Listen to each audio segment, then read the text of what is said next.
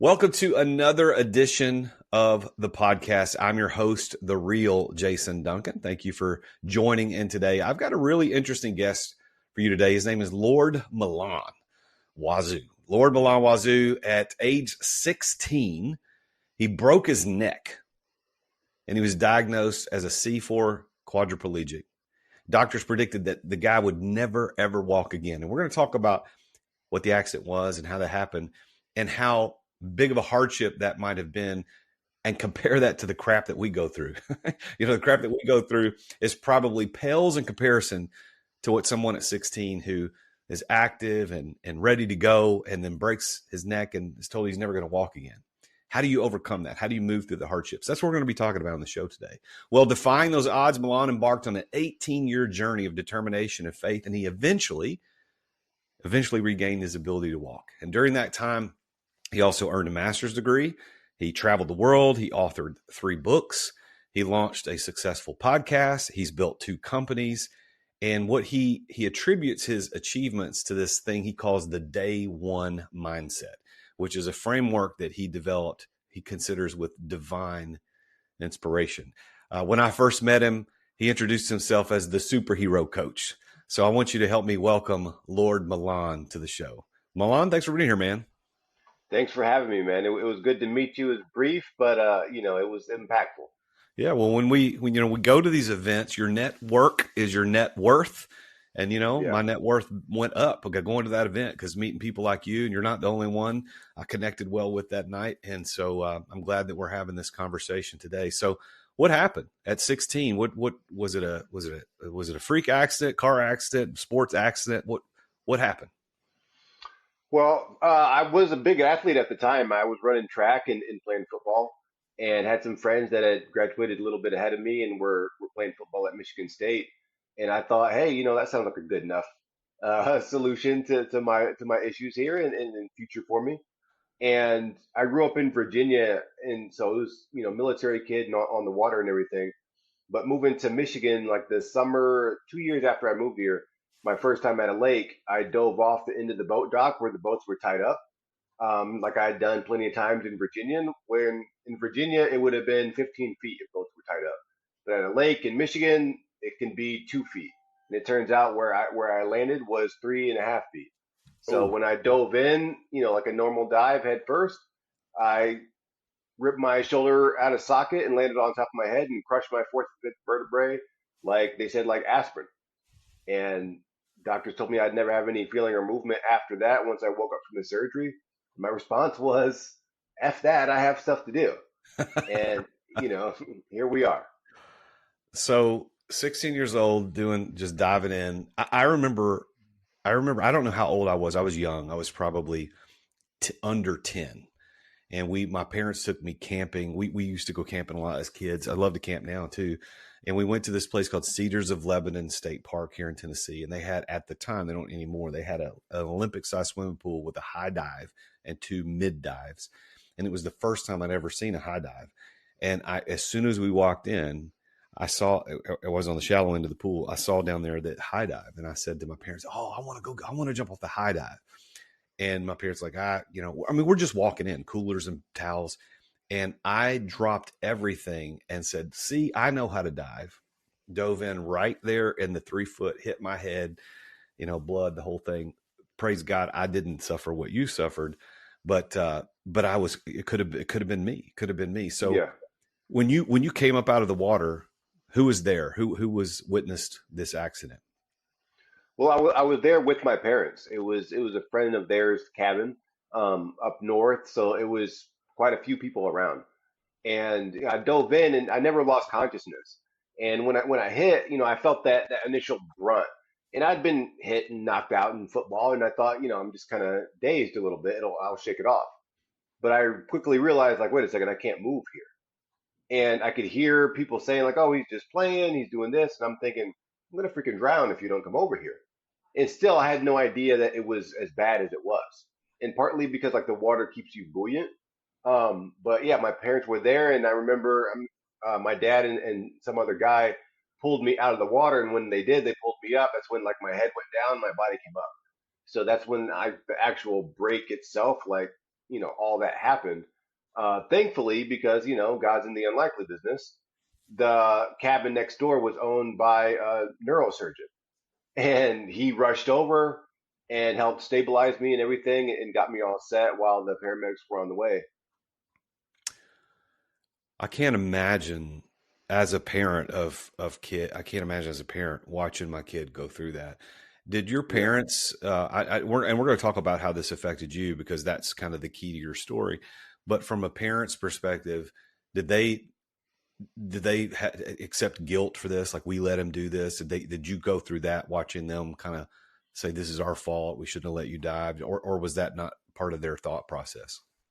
Well, it was definitely like I remember the fear in my dad's face because like I'm sure he felt helpless, like I don't know what to do, you know. And he's a Marine, and he's a tough guy. He knows what to do in a lot of situations, but like those are other people, right? Like, oh, I'm at war, I'm at combat, I know what to do for other people, but like when it's your kid, it's a whole different thing. Yeah. And my mom just went right into faith mode. Like I remember hearing her speaking in tongues and touching like from head down to my feet. And I remember laying on the dock and yelling, "Who's touching my butt?" In my mind, they hear my mom yell, "Praise Jesus!" He didn't lose feeling. I don't. She just followed that prompt, right, and just like went right into that mode that she knows.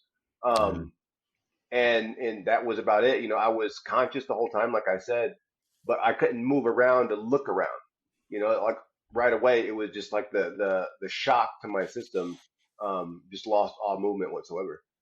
Man. Well, so you're the kind of the key to what you talk about is that hardships are a precursor to glory. And, Yeah. who better to have that perspective than you?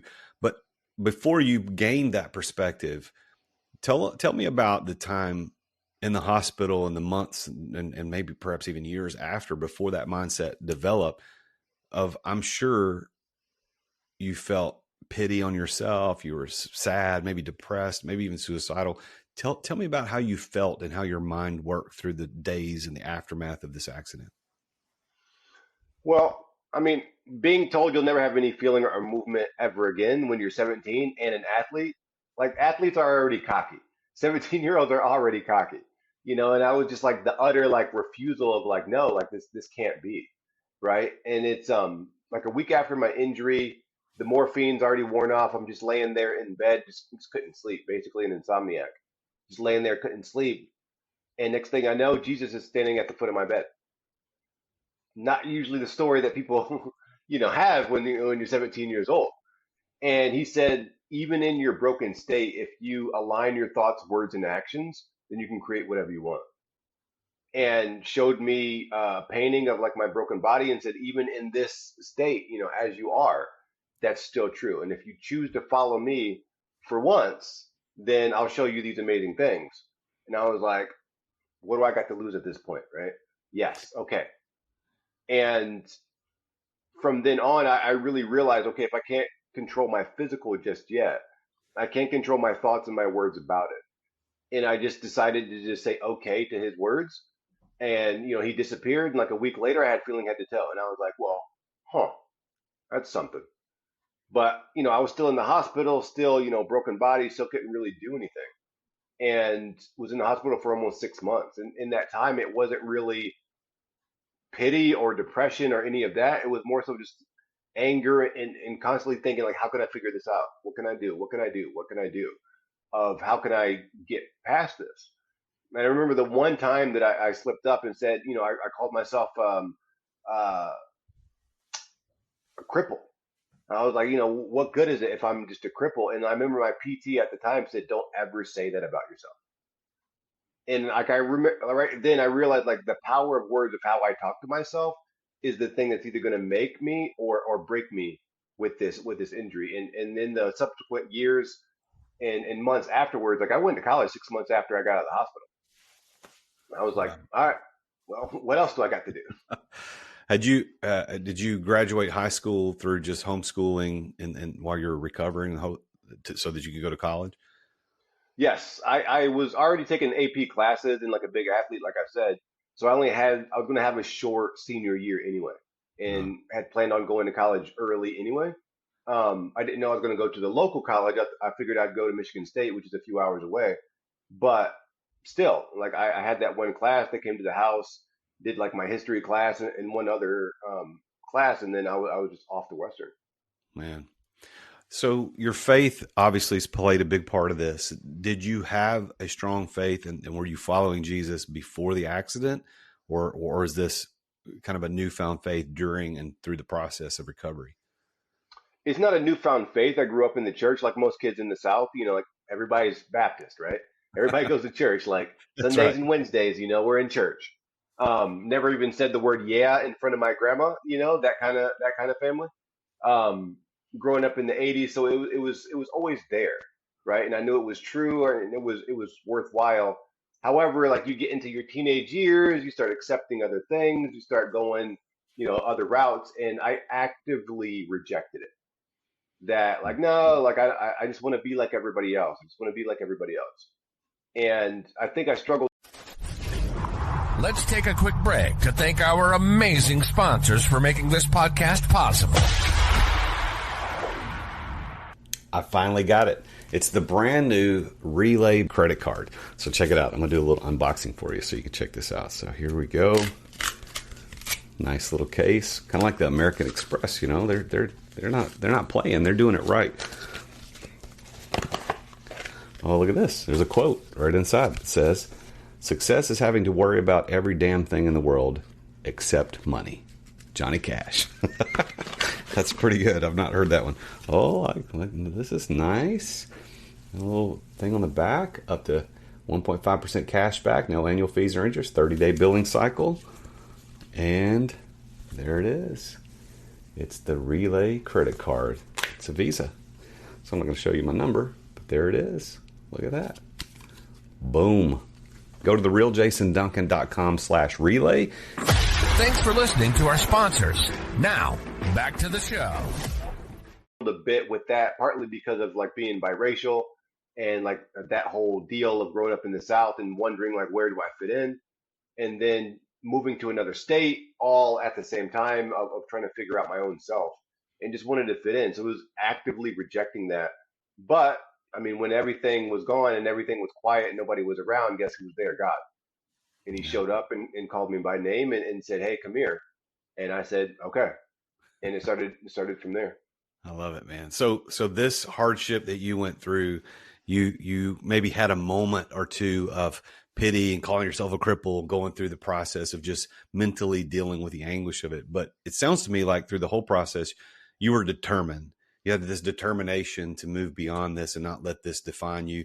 Your feeling was eventually gained back in your whole body. You got to be able to walk again. Now, when I met you, you were in a wheelchair. It looks like you're still in that today. Is that just because you don't have enough function in the body, or what's the reason for that, or was it a regression? No, it's not a regression. It actually took me 18 years to even start walking again. Oh, wow. So over the last couple of years, since I met my girlfriend, now wife, when all that started, which is pretty interesting. But yeah, I'm gaining muscle and it's getting easier, but like my balance and coordination are still kind of off. I'm up to the point now where I can walk a few hundred feet at a time before my body is just exhausted. Um, so a lot of BCAs afterwards and protein powder and creatine these days are a part of my diet. So, but using the chair, it makes things a lot easier to get around. But every day I try to spend some type of time of the day in my standing machine where I can stand up securely without having to worry about the balance and really just strengthening and building those reps. On the scale of things that entrepreneurs and business owners go through on a daily basis that are setbacks, I would have to think that what you went through physically is close to the top of the list in terms of the worst. Physical ailment, not just something that debilitates you for a specific period of time, but affects the rest of your life. Your motor functions, your ability to stand, walk, run, dive off docks anymore has been diminished severely. So I guess, is that what's caused you to be the superhero coach where you're helping people work through hardship to say, look, dude, it ain't as bad as you think on the scale of what could be. I mean, Yeah. losing a couple $1,000,000, you can come back from that. Losing your business, you can come back from that. Going through a terrible relationship loss, you can come back from that. I'm assuming that's what you do, but is that where you're coming from now? Well, I mean, like they say, right? Like the healthy person wants a million things, the unhealthy person wants one. And I've gone through so much physically and still accomplish greatness that it just, like you said, it pales in comparison. Like, wait a second, what am I really letting stop me here? And it gives my words a lot more weight. But my words wouldn't mean anything if I didn't have the evidence and the proof that, like, the framework that I teach people actually works. Like, I'm not telling you to be more positive. I'm actually giving my clients a usable framework that's going to work in every situation. And I joke like, hey, I did it all without a body. Like, if your body already works, you better do more than me. You know. So, but Well, like that's the high expectations of it all, right? so when you went to college, what was your intent? What degree did you seek, and what did you think your future was going to hold? Well, here's the thing. Like, my life, I realized that, like, the hardest thing that I've ever done was not learning to walk again. It was living an authentic life, being an authentic version of Milan. That was the hardest thing to do. Because, like, for the first 17 years of my life, I was just taking the suggestions of other people. Oh, people that look like us do this. People that look like us don't do this. People that are in your situation do this and play. Like, I liked playing sports, but, like, I didn't really care. I had no real plan for my life. So when the injury happened and all that quiet time, I had enough time to actually think about what's authentic for Milan. And I realized that I like three things. I like money, I like clothes, and I like girls. Like, what am I going to do with that? And I ended up going to college with the idea of having a fashion label. Like, all right, like, I like clothes, I like girls. Maybe I'll design clothing, work with women. Bet there's girls all around. That's awesome. And that was the catalyst. That was the first time I really made a real authentic move just for me, and partnered that with the degree in Spanish because I was always drawn to the Spanish language, but never got to the point where I was fluent and wanted to do that. So I had two authentic goals for me, and, like, that's what sparked everything. So, what degree did you end up pursuing? Was there a specific degree? Yes, I had my first undergrad degree was in Spanish, the accompanied with another. It was a double major, so I had that in fashion design as well. And then I Okay. used that to. I was living and working for Harper's Bazaar magazine, and then I was living in Miami and doing the design work, and then traveling around before I started my first company, which was my own label, and then ran that for 7 years. So, when did you transition into becoming a coach? When did that happen? That happened officially about 5 years ago. But, like, even when I was running the clothing company, like, it was an empowerment brand. So it wasn't just clothing for clothing's sake. Like, it was an empowerment ideal behind it, and mission. And I realized that all the worthwhile aspects of my business were really just that of, like, empowering other people. Like, this advice or this connection that I was making in those conversations, I thought, like, these are really the best part of my day. And I had developed the day one framework, not even calling it that necessarily, for myself. I'm like, Milan, my life is full of problems. Like, how can I be a better version of myself? And started teaching it to a couple of my fraternity brothers to see, like, what's the result for other people? Like, can I even teach this? And they saw tremendous results, like, within like 30 days. And I'm like, huh. And, like, as I'm doing the design thing, I'm, like, having more and more thoughts about just being a coach and selling that business and letting somebody else run it. And once I did, it's kind of scary because I'm like, oh, that's a lot of money on the table here. Like, I don't know about this coaching thing. I don't know what I'm doing here. But like any good entrepreneur, you build a parachute on the way down. And sold that company and just, like, went full force for the last 5 years in coaching. Like I said, started with a couple of my fraternity brothers and some other people that I knew, and then just went from word of mouth, word of mouth, word of mouth, and it quickly became what it is. So, what is the day one mindset? What is that? It's a 5 point framework that I created so that anybody can make their imagination their reality. And I'm a firm believer that your reality should be a reflection of your dreams. Like, you're not having all these desires and dreams and hopes just for, giggles and nonsense. Like, these are the things that seem bigger than us for a reason, because those are the exact things that we're meant to realize. And it's a way to better communicate with yourself and to co-create your life with God in a real practical way. It's simple and it's repeatable. So could you walk us through a version of that so that we know what that framework looks like? Well, the first big pillar of it is self-talk. Like how you talk to yourself all day matters so much. And you are going to be the person that you talk to the most your entire life. Like you're talking to yourself whether your people are around or not. And like once you really observe how you talk to yourself and decide to use certain words in certain ways, you start to believe certain things. You start to imagine certain things.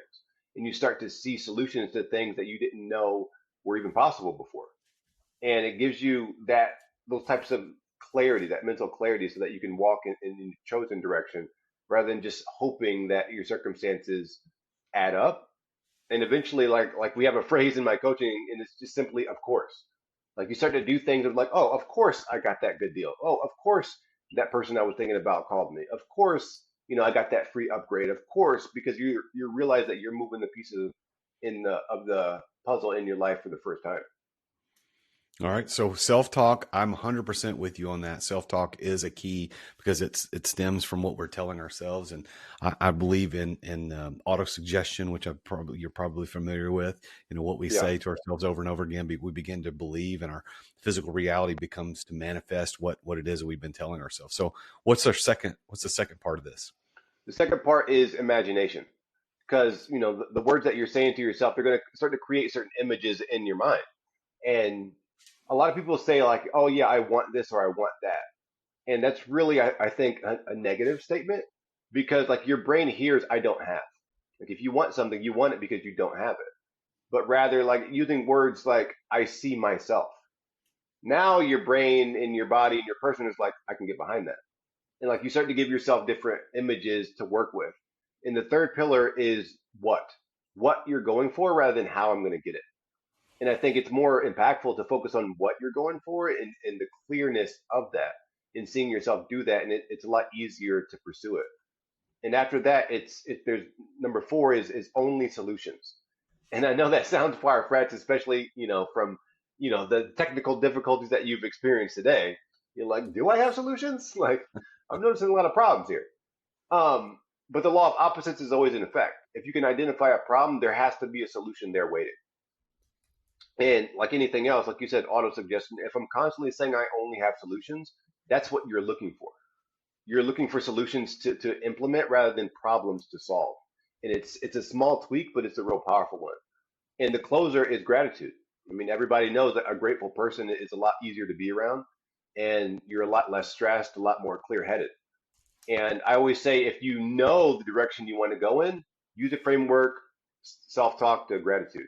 If you don't know where you're going because your mind's full of just too much stuff, start with gratitude and go the other way around, because that will allow things to reveal themselves in the right way until you get down to that self talk and to really solidify everything that you're doing. So you built a successful clothing brand. You ended up selling that. You did that while being a quadriplegic in a wheelchair, managing the adversity that comes with that. And, all of us who are totally able-bodied folks that we take for granted the fact that we can walk and that we can use our hands to open doors and move around. We don't think about what it's like for someone who doesn't have that.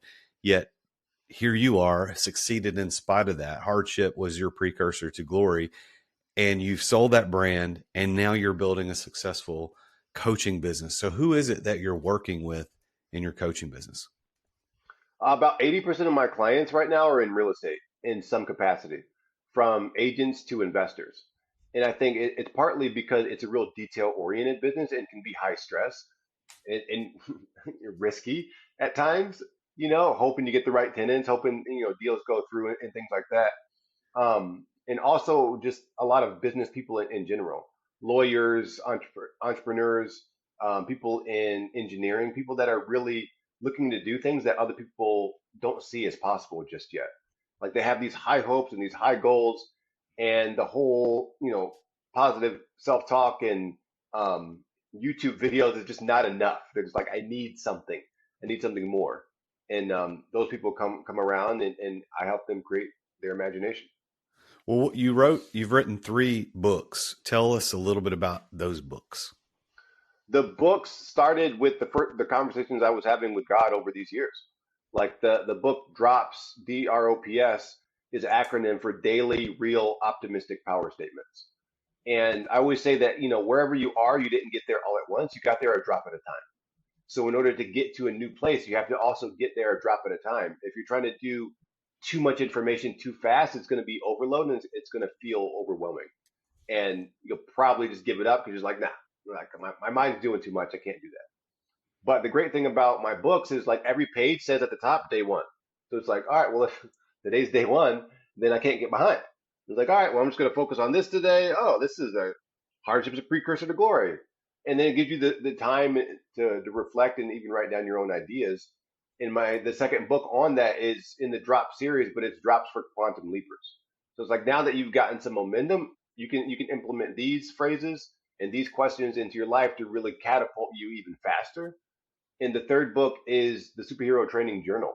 That not everybody's ready for coaching, not everybody's willing to do all that, but you can implement these 4 pillars that are in the training journal to really understand how high achievers, aka superheroes, see hardship and to see difficulty, and even know that like, hey, we feel reluctant too, we feel scared too. I also don't know what I'm doing. However, I have these things and these pillars and these habits and these relationships that actually give me that upper hand so that I can do. Let's take a quick break to thank our amazing sponsors for making this podcast possible. As an entrepreneur running multiple businesses, effective communication is critical for me. I've tried all kinds of outreach tools over the years, but none have compared to Dubb when it comes to driving real results, and that's DUBB. I was one of Dubb's first users. I think it was like 7 years ago when they first launched, and I've been a loyal customer ever since. Dubb has completely transformed my prospecting, my client communication strategy, and here's why.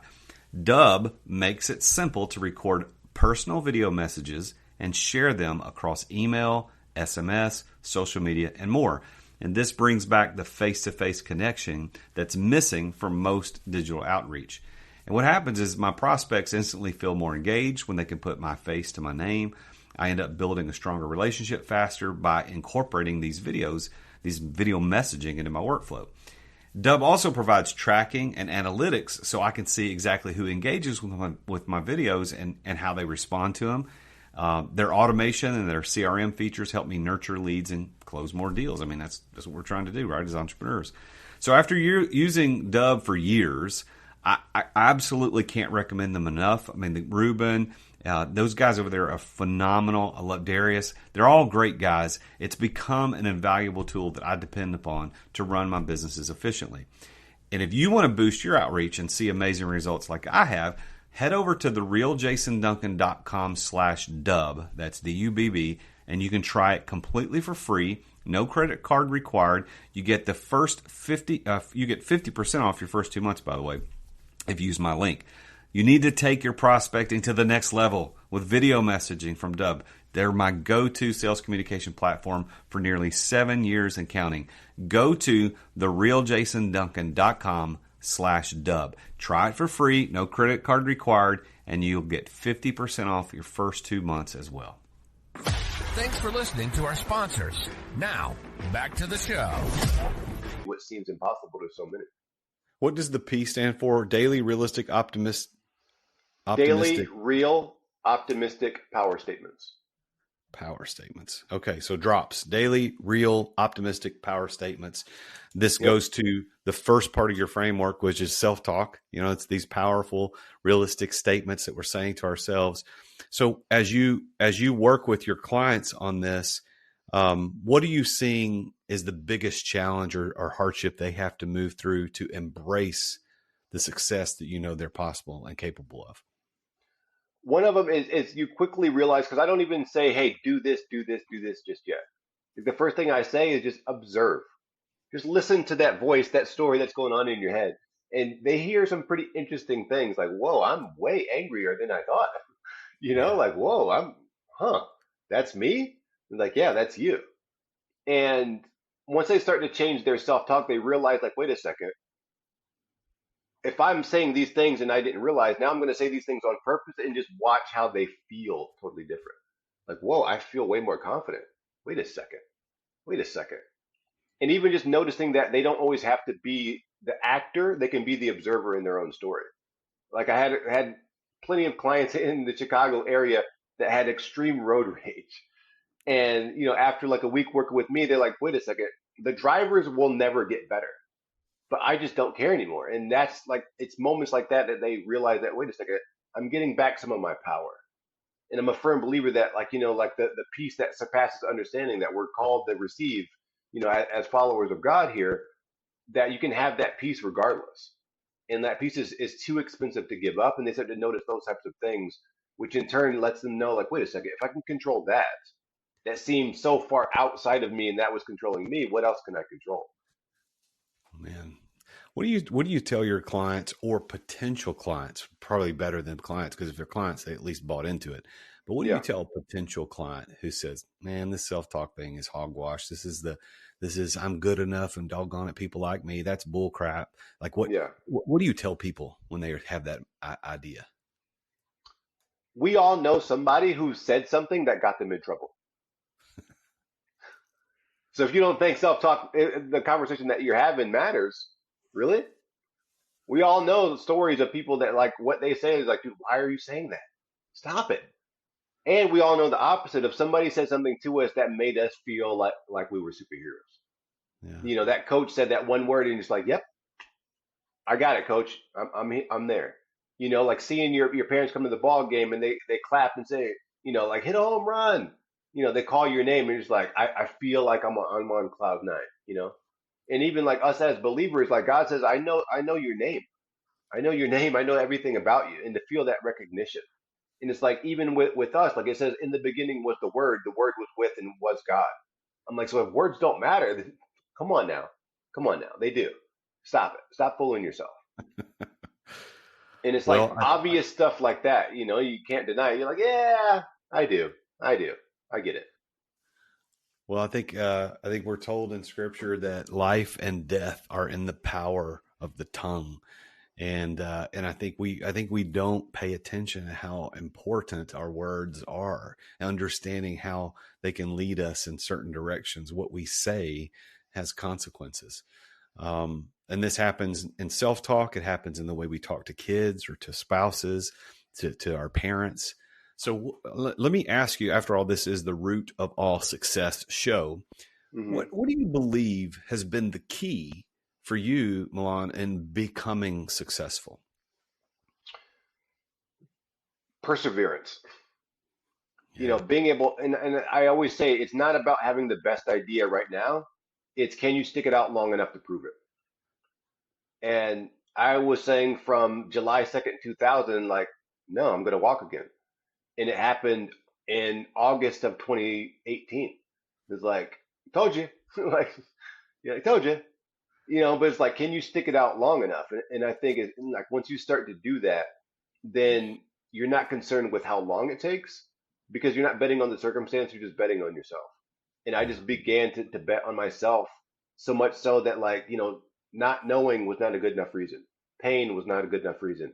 Hey, your hands don't work. So what? Good, not a good enough reason. It's like I have less and less excuses than ever, and that's such a win for me. So how do you define success? For me, success is accepting God's plan for me and having that be clear enough for me to act on it. Hmm. Well, by that definition, do you consider yourself successful? All caps, heck yeah. Like, I love it. I love it. Well, let me ask you, super coach, the superhero coach, Lord Milan, how do you let's distill this into a simple coaching piece of advice for the listeners. So what I want you to do, you can't talk about perseverance because you already talked about that. We're going to leave that off the table. But if you were going to okay. give an idea of advice to someone who's listening to this show and they're going through hardship, and perseverance is understood. We've got that. But what else? What other piece of advice would you give to the listener? If you treat today like it matters, then it will. And I think a lot of times we're so concerned with the big moments, right? The graduation, the marriage, the car, the baby, the job, the next deal. But we often discount the details. But your life is 99% details and 1% big moments. Like there's way more random Tuesdays than there are Friday nights, right? And it's like when you treat the details like they matter, when you treat what you're doing like it matters, you do more on purpose. You do feel so much more accomplished because you're keeping your promises to yourself. Your confidence goes up, your expectation goes up, and you start to appreciate so many more things. Like I'm appreciative of so many details, and I know this to be true because when I realize I can write again, left-handed because my left side came back first, but I'm like, well, sweet, that's one more thing, So like realizing that the details matter way more than you think, and when you treat them like they matter, then your whole life will. Well, Milan, it's an honor to have you on the show to talk about your story. I want to give you the opportunity to have the last word today. I want to first say, though, thank you for being transparent and honest and just sharing your story. I don't think many of us know people who've gone through an accident like you that affected the rest of your life and becoming quadriplegic and then fighting back to get back your movement and ability to walk and write. Congratulations on all your success. So what would you like to say? I'll give you the last word today in our show. Hardship is a precursor to glory. And when we think about the stories and the movies and everything that means the most to us, it's the people that go through things that we respect the most, that we want to emulate, that we want to be like. So the next time like you find yourself in a storm, in a hardship, just know that like, hey, sticking it out is worthwhile because this is a precursor to glory. Like God's not mad at you. God's not punishing you with these hardships. And when you look at them that way, then it's so much easier to capitalize on it. Because just like me and you, like we're all benefiting from somebody else's story, somebody else's insights, and somebody's counting on yours. So it's like when you stick it out with the right attitude, then it's amazing what you can do and the legacy that you can provide for other people. And while you may never know the people that benefit from it, somebody definitely is. Because I'm definitely reading books by people that aren't around anymore. And thank God that they took the time to write it down.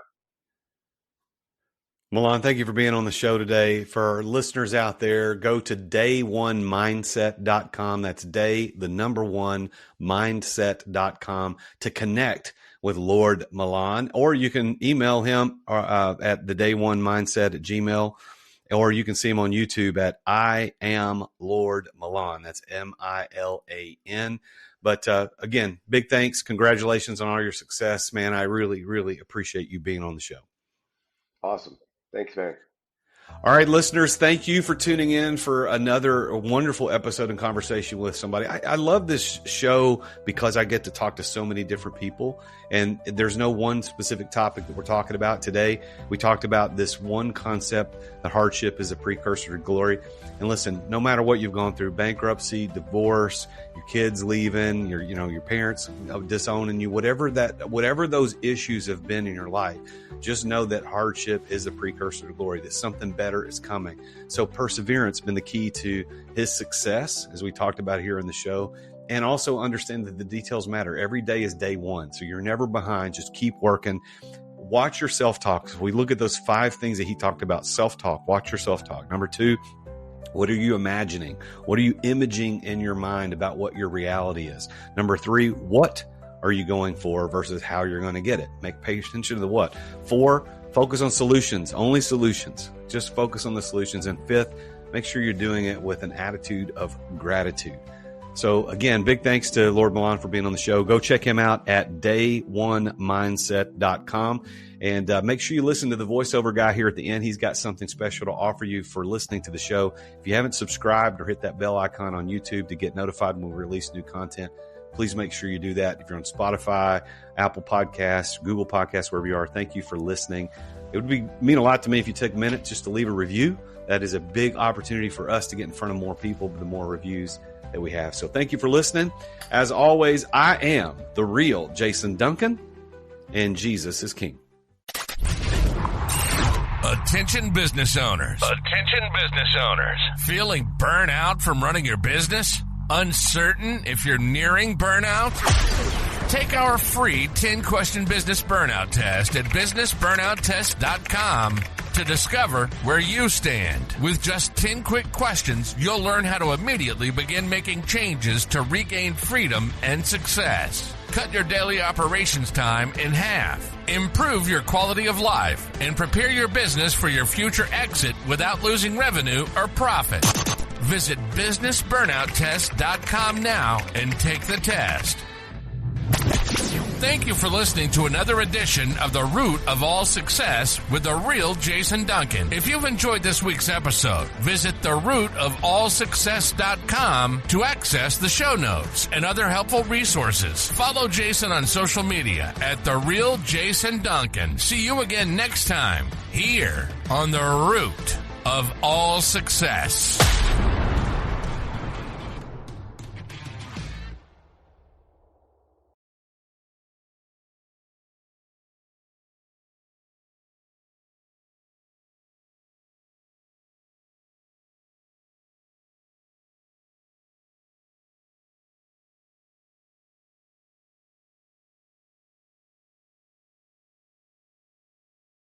This podcast is a part of the C-Suite Radio Network. For more top business podcasts, visit c-suiteradio.com.